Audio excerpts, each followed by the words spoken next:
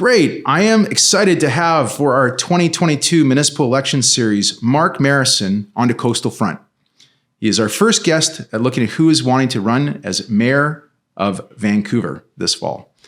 Known as a public affairs strategist and entrepreneur who founded Burrard Strategy in 1998, Mark started his career in Ottawa as the National Youth Director of the Liberal Party of Canada. Over the years, Mark has worked with several family names, including the Honorable David Anderson, Paul Martin, one of my favorite prime ministers, and the Honorable Stephen Dion. Safe to say, Mark knows a little bit about politics.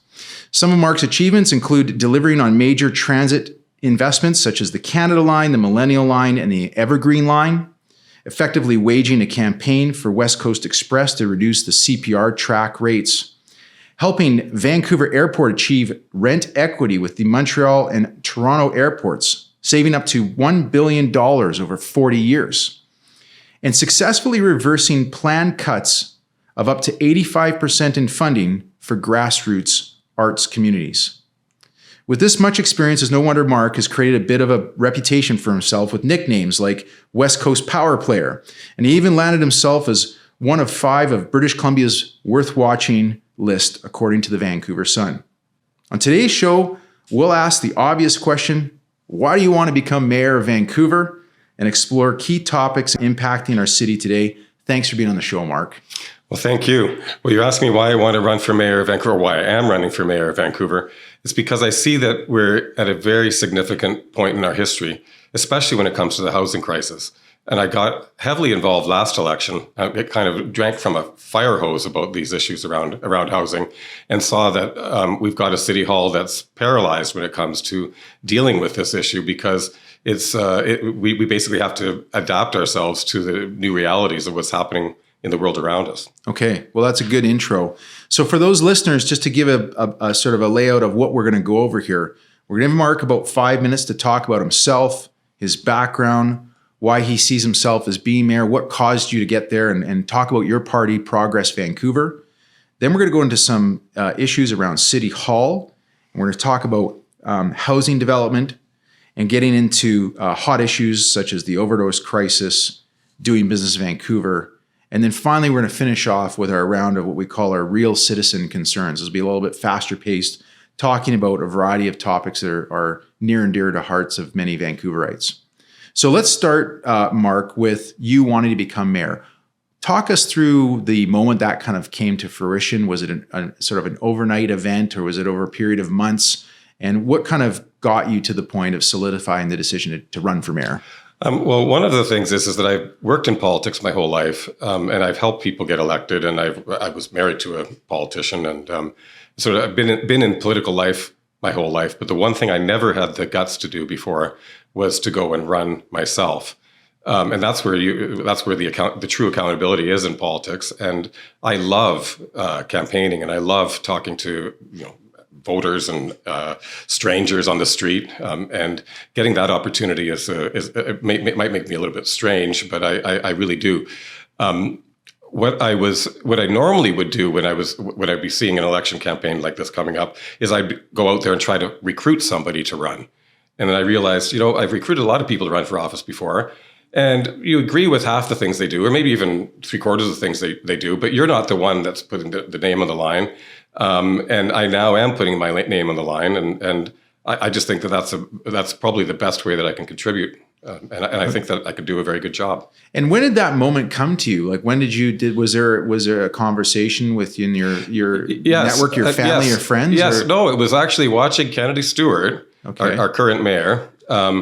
Originally, when he was talking about this Making Homes proposal about a little over 2 years ago, where I saw that Lisa Dominato, which was one of the councillors, was putting forward some ideas about how to get creative with housing.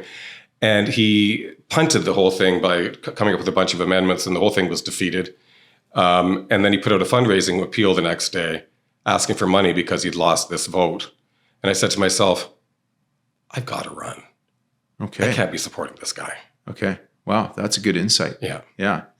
Okay. So you make that decision about 2 years ago after listening to I can't remember exactly when it was, but yeah, somewhere around there. And so now here we are. It's end of April 2022.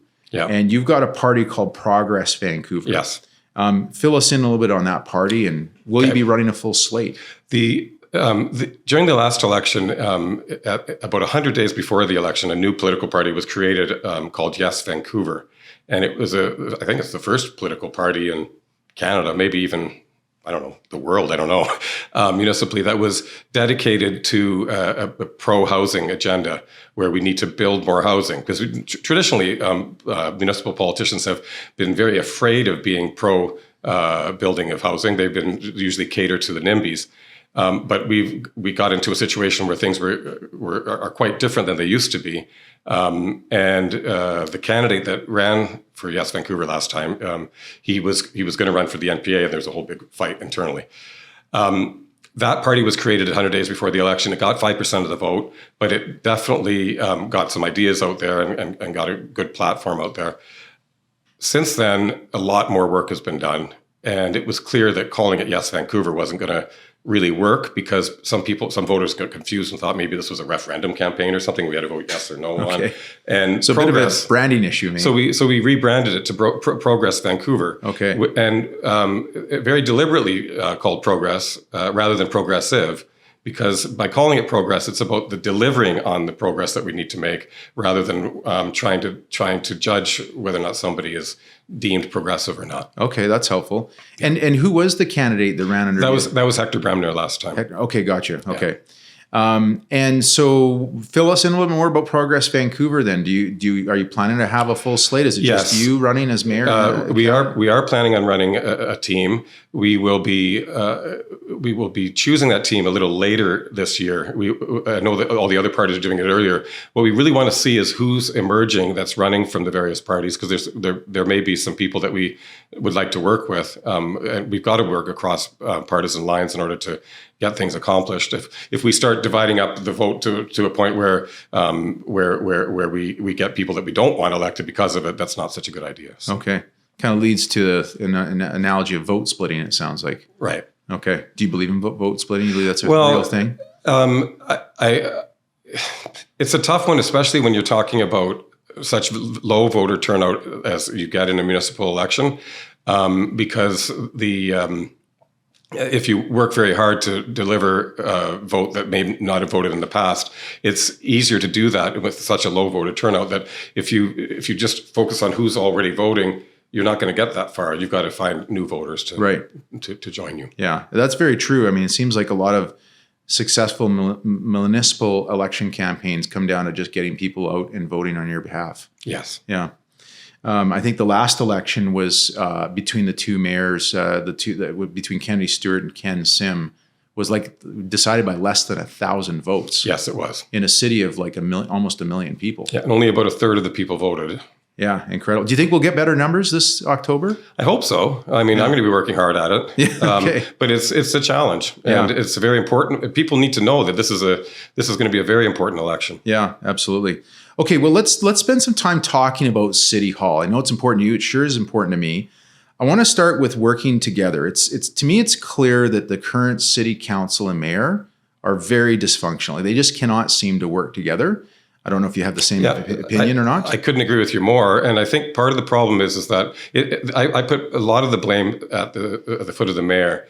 The mayor's power is derived from the pulpit, basically, just the ability to, like, he has some budget and some staff and that sort of thing, and his or her ability to deliver a majority on city council for change. And he has, instead of trying to reach across the divide and bring people together around various issues, he's been a very divisive mayor. He's been campaigning for the last 2 years and trying to find a way to really paint his opponents as some kind of evil people. And that's not usually the way municipal politics is supposed to work. A mayor isn't the same thing as a backbench member of parliament from a third party. You're supposed to ditch some of that partisanship and just work on getting things done. Right. And he hasn't ditched that at all. Right. Okay, that's a good point. You used the word before when we spoke before filming about paralysis within City Hall. Do you see this as being one of the biggest problems within City Hall? It is a huge problem when we see how long it takes to get things permitted, how long it takes to approve things. The fact that we are actually wasting city councilors' time on building housing right at transit stations, for example. Like, we got to get on with what we have to get done here. What do you mean by that specifically? Well, there's this one project that's on the books right now on Broadway. I think it's 1447 Broadway. The Broadway plan was basically approved in the idea at least was 2018. This project started in 2019. There was a bunch of hearings for the past month, 4 days of hearings. They're still not over yet to approve a residential building with a grocery store where a transit station is. Well, of course we should have density near transit stations, or what's the point in building all of these things? Right. Okay. All right. Yeah. That makes it clear then. Thank you. Yes. Okay. So, Mark, when it comes to this paralysis within City Hall, is it just within City Council and Mayor, or does it expand into the sort of the culture of the city staff and the city and where people are working? Well, part of it is, I think, inertia because of the fact that there's been so many, as we keep on piling on new rules and new things that are required, it just becomes kind of a life of its own. And it becomes more challenging whenever somebody wants to get something approved by City Hall. But to expect the bureaucrats at City Hall to fix that it's not the way it normally works. It requires leadership from the top, and the mayor doesn't appear to be providing that kind of leadership, and that's what we need to do. Okay, so your view is that in order to improve the efficiency or speed up this development process, and we're kind of going to get into that in a minute, but it sounds like you believe that in order to deal with the bureaucracy and red tape that's going on in City Hall, it's got to come from the mayor's office. Yeah, I think it does, and the mayor has to demonstrate that he or she has got council working with them. Okay, and that's it's a very important job for the mayor to be able to get the majority of council working with them. You can't blame the council for not, like, I think it was Bill Vandersam that at one point said, "I don't have a problem of leadership, I have a problem of followship." Well, the definition of leadership is that you get people to be able to work with you. Right. Okay, fair enough. I don't think this is maybe a big topic right now, but are you in favor of the idea of amalgamation of municipalities? I think that there's definitely ways that we can work together to find efficiencies, but I don't think I would support amalgamation at this time. I don't think it would be in Vancouver's interest. And I really do think Vancouver itself needs to reassert its leadership in the region. And we've lost our role as a leader in the region probably over the past 10 or 15 years. And we've got to reestablish that. Okay. All right. That's fair. I'm going to make a comment and we'll lead in some questions. So in 2021, the mayor and city council, which is 11 people, were paid just over $1 million in compensation, $1.2 million to be exact. By contrast, if you take the top 10 paid staff at City Hall combined, they make $3 million a year. So you're roughly speaking about a 3 times, for every dollar we pay to our city council and mayor, the top 10 people at City Hall get 3 times as much money in income. And on top of that, so most of them are earning in the $300,000 range of income. And on top of that, they get this phenomenal government pension, no pension whatsoever. If you do become mayor, just keep in mind, as a financial advisor, I'm aware. There will be no pension. It seems to me that city staff appear to be having these sort of overreaching authority. My observation is they often refuse to provide city councilors and mayor with pertinent data that they're asking for, and they seem to act on issues that they only deem are important.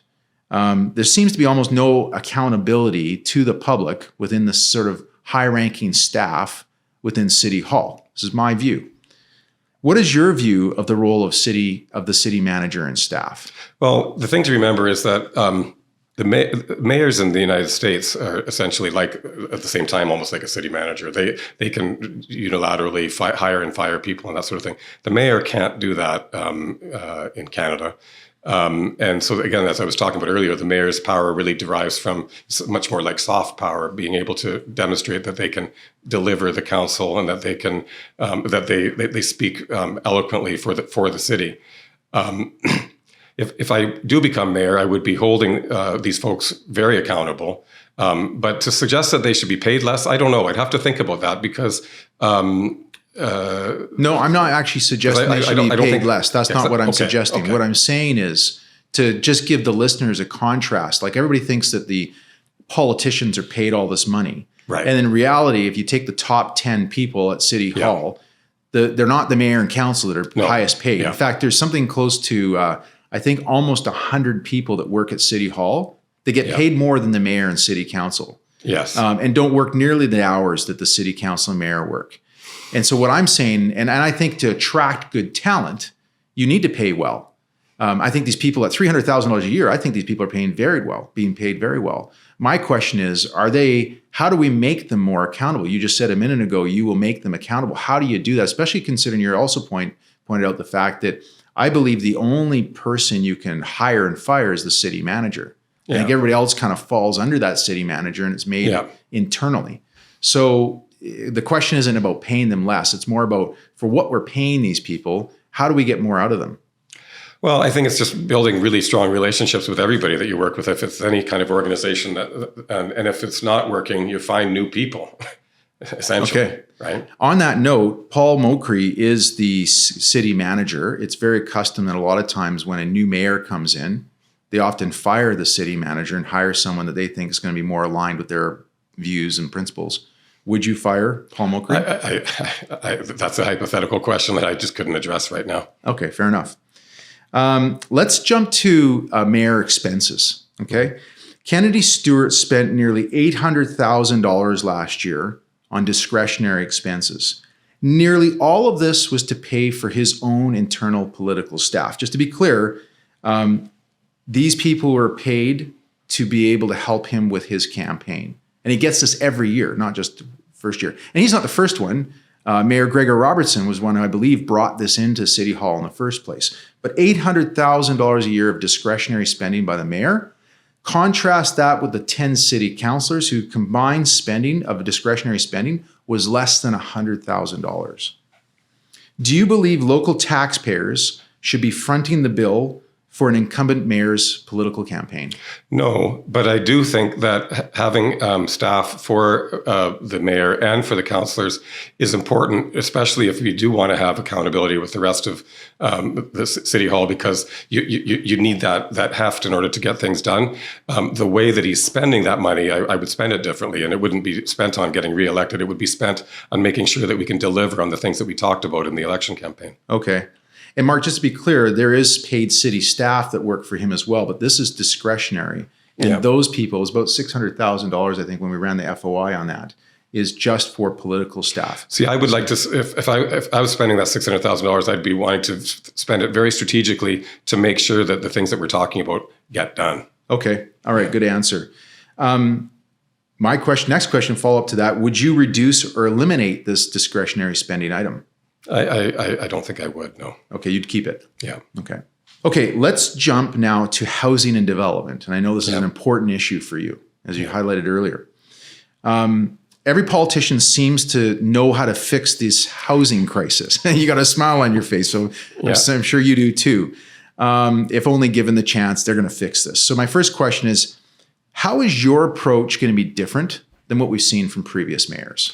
Well, from previous mayors, basically, ever since we brought in zoning, which was in the late 1920s, about 3/4 of the land base in our city has been reserved for one kind of home, and we've tinkered around the edges around that a bit by allowing laneway homes and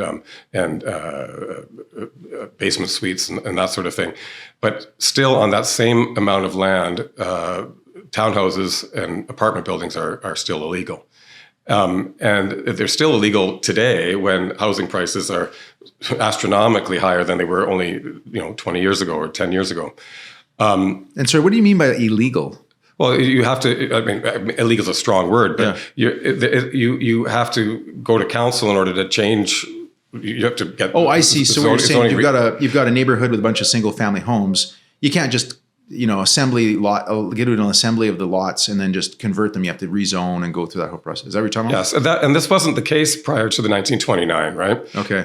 They brought in this kind of zoning because it was a lot to do with the automobile, but basically it was to try to divide all the people. They figured anybody that's living in apartments back then were the kind of the rabble, and they wanted to keep the rabble out of the neighborhoods. Okay. And of course, that's not the case anymore. People that are living in apartment buildings in Vancouver still can be in the top 5% of incomes in the country. So. Okay. So going back to my question about how your approach is going to be different than previous mayors, what specifically would you be doing? Well, I would be, right now we've got the Vancouver plan discussion that's happening right now, which is basically a plan to make a plan. So they started this thing 3 years ago. And there's a lot of public input that's going into this right now. There's a lot of good ideas there, but it's going to take another couple of years before anything even comes of all of this. I would focus on some actual, real, achievable things that we can do and get going on them right away. Okay. Like, for example, we need family-friendly housing around schools. Like right now, what's family-friendly? I would housing? say mixed-use housing. Okay. Basically, housing that a young family without rich parents can afford. And not all young families without rich parents could even afford that kind of housing here in Vancouver. But we've got to get working on this, because otherwise you've got basically people having to drive in to, like, you just have a huge lineup of cars at all the schools, and that's silly. We should be providing more opportunities for kids to be able to walk to school too. Yeah, sure. Yeah, absolutely. Did you walk to school? I did. It was a 45-minute walk each way. It started in grade 1. Part of it was uphill, but I walked. It was fine. Yeah. Do you believe the biggest issue related to affordable housing is that demand has outpaced supply? That is one big factor, and of course, one of the other factors that of course the city or the mayor has no control over is interest rates, immigration rates, and all that kind of thing. Sure. So these things all combine to have created quite a profound crisis. What we can do at the municipal level is just be able to allow for more diversity of housing types. And that means changing the way that it means land use reform. Okay, that's good. I'm going to make a reference to a comment, and then I'd like to get your opinion. Now, we've talked with many prominent developers here at Coastal Front, sort of off camera, as we've interviewed councillors over the years. And the feedback we constantly get is that the building cost in Vancouver is prohibitively or exceptionally high. In fact, many of the big ones I know, the big developers, and I won't name them, but they actually see this as almost an advantage for them, because they've seen the small developers leave the market. They're going to Burnaby, they're going to Richmond, they're going to North Vancouver, and what's left are the big operators who have the deep pockets that can afford to maintain. And what they've said is it's not just the cost of land. That's an obvious one. Everybody's on the same playing field there, but it's the amount of red tape that they have to deal with. It's not just red tape. It's also the way that community amenity contributions work in Vancouver. Every single one of them is a separate negotiation. Yeah, you're absolutely correct. Which provides for a lot of opportunities for delay and a lot of opportunities for horse trading that nobody gets to see. So one of the things I'm working on right now, and we haven't completed this work yet, but I've been talking to other mayors and other jurisdictions about finding a way to make that system be a lot more straightforward, and there's just some set rates for what you get. And that way, everybody's on the same level playing field. Okay, that seems like a pretty logical approach. Yeah. Minister David Eby, who's Attorney General and Minister of Housing, has proposed that municipal governments should no longer be in charge of the permitting process due to this massive delays in red tape. And this should just be something that the provincial government takes over. What's your view on that? I'm not sure that the provincial government needs to take that over, but I do see this as a very interesting indictment of his fellow New Democrat, who's the mayor here, which means that he must be pretty dissatisfied with what Kennedy Stewart's doing. That's a good point.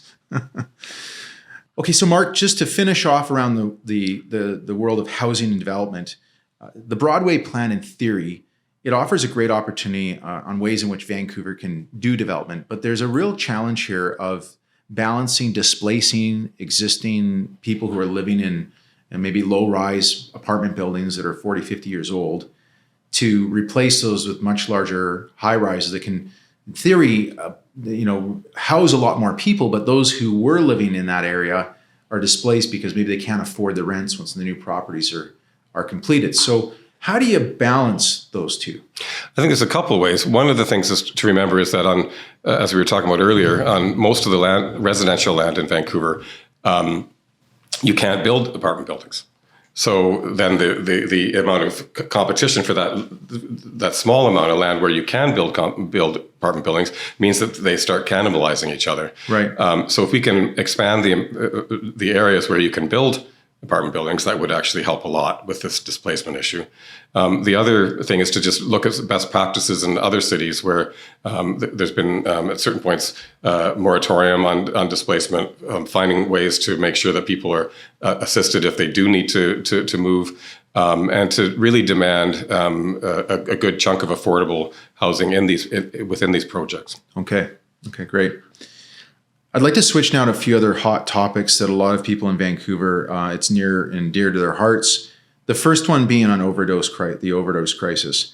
In 2021, that year alone, we saw almost 2,300 deaths through illicit drug use. That's over 6 people a day. By any account, far higher than whatever COVID caused.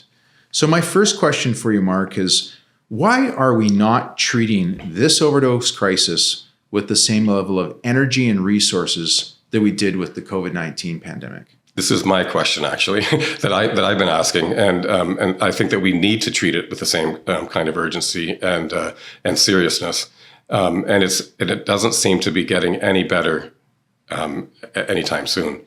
So we do need to spend a lot of time on this, and it's of course a matter for the other levels of government as well. But yes, it should be a much bigger priority. Okay. Do you believe in safe supply of drugs? Yes, I do. I believe that we need safe supply, and we do need to decriminalize as well. I don't believe that mentally challenged people should be criminalized. And I do believe that we need to save lives. But one of the big things that we need to do is we need to make sure that people, when they want to get the treatment and want to be able to get off of drugs, that there's somebody there immediately to be able to help them. And that's not the case for a lot of people. Okay. Where do you draw the line on safe supply? What do you mean? What I mean is you've got City Councillor Jean Swanson. She was basically out helping provide local residents in the downtown east side with heroin that was purchased through the dark web. I don't think that's an appropriate thing for an elected official to be doing. Okay. And this work should be done by professionals and through our health authorities and through our health system. Okay. So as long as the health authority and the health system is supplying it, as far as the drug type itself, you're okay with whatever the supply may be? We do need to approach this from a facts and evidence approach. We'd love it if everybody could be off drugs tomorrow, but that's not going to happen. It's not reality. We do need to save lives, and one of the first ways of saving lives is making sure that people don't get poisoned. Right, and that's what it is, a poison. Yeah, absolutely. It's good terminology. Switching to Granville Strip, which is, I know, an important thing for you. You've talked about that before. Yeah. And you've been very big vocal. So what's your vision for the Granville Strip? What do you see there? One of the things that we've been noticing is that there's been a big uptick in crime downtown. Not in the rest of the city so much, but downtown there's been a lot of problems. Part of it's due to the pandemic, but the other part of it is just there's not as many eyes on the street. There's not as many people coming downtown even now. So what my philosophy is that a thriving downtown is a safer downtown. And one of the things to make it more thriving is to spend some energy on a much better nightlife in the city. And I'm not talking about this just for people's. I'm talking about this from an economic point of view and from a cultural point of view. So one of the things that I'll be doing is I'll be creating a commissioner of the nighttime economy and culture that would be elected by all of the stakeholders in the night, so to speak. So like it would be the residents associations, the business improvement associations, the symphony, just basically everybody involved in the night. And that person's first task will be to figure out how to clean up Granville Street and turn it into a destination entertainment area for the Lower Mainland. And part of it be covered like what you see at the shipyards in North Van. Okay. And also no more need for housing, either at the high end or at the low end on Granville Street, because we shouldn't be distracted by people being upset about the noise and everything else that comes along with an entertainment district. We want to make it very family oriented. And so it's not just about nightclubs. It's about a good mix of things that would be going on there. But we really need to revamp Granville Street. Right now, it's not working for Vancouver. Yeah. Okay. Makes me think of sometimes the scenes from Gotham City. Yeah. Okay. Doing business in Vancouver. How can entrepreneurs and business owners relate to you and have the confidence that you know what their issues are and what they're talking about? Well, I've been an entrepreneur my whole life. I've had to meet payrolls. I've only ever been on a salary, maybe for about 5 or 10% of my lifetime. So I can definitely relate to them in that way. I've co-founded 2 companies and been on the board of a couple of others, and I run Burrard Strategy since 1998. So yeah, I'm one of them. Okay, fair enough. How many people do you employ at Burrard Strategies? We just have 3, Yeah. but we have a whole bunch of different subcontractors that do all kinds of different things. Lots of work for you guys. Okay. Switching to the tech sector, Vancouver has some hugely successful tech startups, including Hootsuite, Slack, and Traction on Demand, a company I worked with. They recently sold themselves to Salesforce, almost 1,400 employees. This has all happened despite the lack of support by local government. Politicians tell us that they want to support the tech sector. My question to you is specifically, how would you support the tech sector in Vancouver? Well, one of the ways is to make sure that there's housing available for the kinds of people that they want to attract to work for them. And that's a unique set of people that we need to attract. And a lot of these folks, I don't think are going to be too excited about having to commute an hour into the city. So that would be one of the things that we would do. Okay, great. Okay, we are going to now switch to what we're describing as our real citizen concerns. These are meant to be a series of fairly quick questions, yes/no's type questions. If you need to provide a bit more context, feel free to do so, Sure. Mark. But we're going to get through probably about 15 of these pretty quick. Sure. Okay. And they're all kind of in various, they're not totally structured order, but let's go. So first one, climate change, homelessness, poverty, and other global social issues seem to consume a lot of time by council and takes a lot of their energy. Will you commit to refocusing on issues that are truly civic, like road maintenance, wastewater treatment, and aging community centers? Well, that's a very interesting question, because it's not an either or. Were there priorities on climate and poverty, and what was the other issue? Just generally global social issues. Because the way that we use our land has very big impact on climate. And one of the things I'm talking a lot about is stopping the suburbanification of the Lower Mainland, and that I want to reclaim people back to Vancouver, not have everybody have to move an hour or 2 out in search of affordability. That is a climate change issue, and that is definitely in the municipal wheelhouse. And we don't hear enough about that from the people that are on council that care about these issues. So I would say, yes, of course we have to work within the jurisdiction, but there is a jurisdiction that we should be focusing on within the municipal. Okay. area. And that's Vancouver. Yes. Okay. Public safety. Yes. Is it a real issue or a perceived issue here in Vancouver? It's both. It's a real issue downtown, and it's a real issue, especially for a lot of the broken windows that you've seen around downtown. That's real. But to suggest that somehow this can all just be solved by a little bit of extra policing, I don't think is true. I think that a thriving downtown is a safer downtown, and I'll be doing everything I can to help make sure that our downtown is a much more thriving place for everybody, especially families. Okay, great. You mentioned policing, Vancouver Police Department. Is it properly funded today? I think it's about right. I do find it.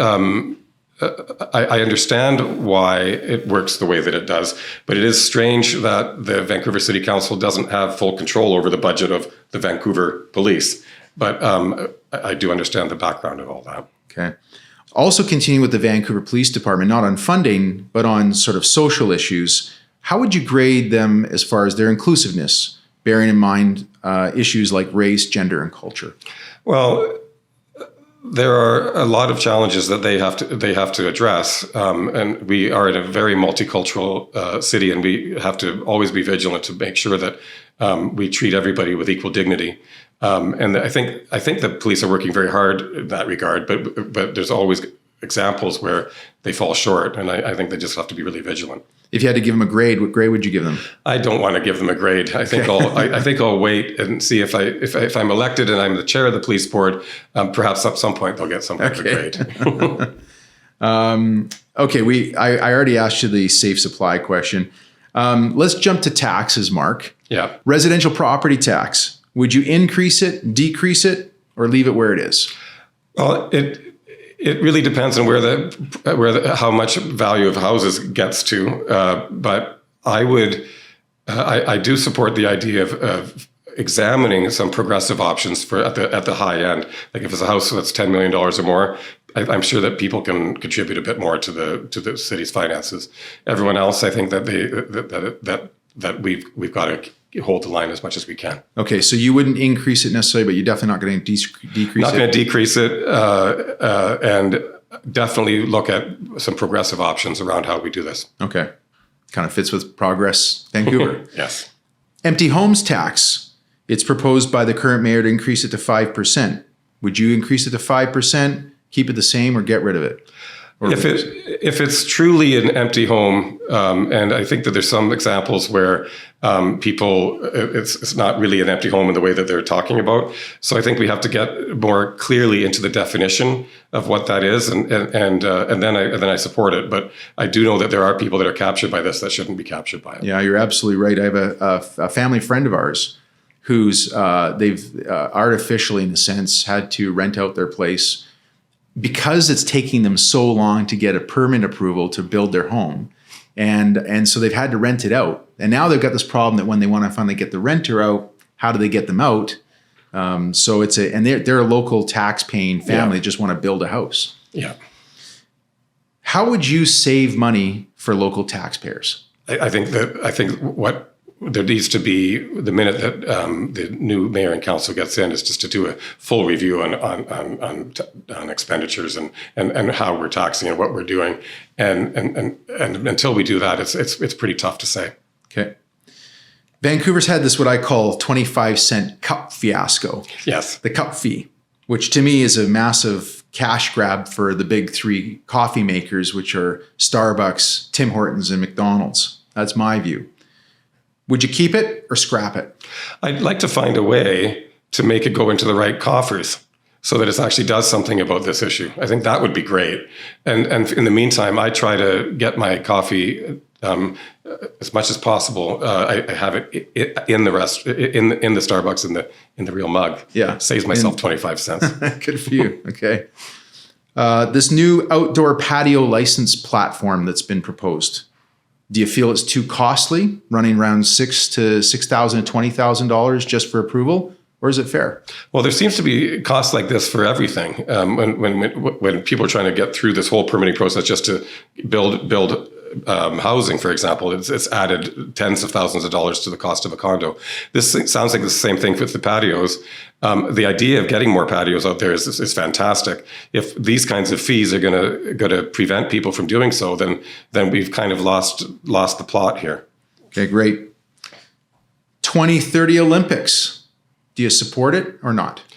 I do. I'm tentative about my support for it, just only in that I want to see exactly what we're going to be getting out of it as a legacy. And one of the most important legacies, of course, is a legacy around housing. Okay. Last question on this is the Vancouver elected park board. Would you keep the elected park board in place? Or would you scrap it like some of your counterparts are proposing? I would keep it. I think we have amongst some of the best parks in North America, and we happen to have a park board. We just ought to make sure that we have a good park board. Okay, Mark. I want to finish off this interview by asking you to provide me with a positive comment about each of your competitors that are going to run for mayor. Okay. Because I find as someone who's not in politics as much as you've been, Yeah. that it's often a very divisive, you've used that word earlier, and negative approach. So I would like you to, I'm going to give you the names and I want you to make one positive comment about each of them, okay? Yeah. John Kupar, who's running under the NPA. He's a very friendly gentleman. Okay. He is. Yeah. Okay, good. I haven't met him yet, but we'll have him on. Colleen Hardwick. She's a very serious, hardworking person. Ken Sim. He's got some business experience. Okay. And finally, Kennedy Stewart. He's contributed, he's given a lot in public life. Okay, great. So Mark, let's finish off. You got 1 minute to kind of talk to our audience about why they should consider you as mayor, and also your plug for anybody that might want to help out with your party and yourself. Sure. Basically, what I want to do, my objective is to reestablish Vancouver as the heartbeat, socially, economically, culturally, of the Lower Mainland. We've lost our position. We are sliding backwards, and we've been sliding backwards for some time. Under this current mayor, we slid backwards further. There hasn't been, as far as his 4 years in office, they haven't moved practically any reforms very, very far.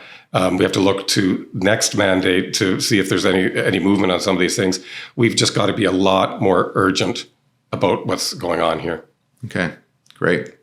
Mark Marissen, your party's called Progress Vancouver. Yes. Thank you for coming in and being our first guest on this election series. Wish you the best of luck. Thank you. And we'll be seeing you in October with the mayor behind your name. Okay? Thank you so much. Thank you very much, Mark.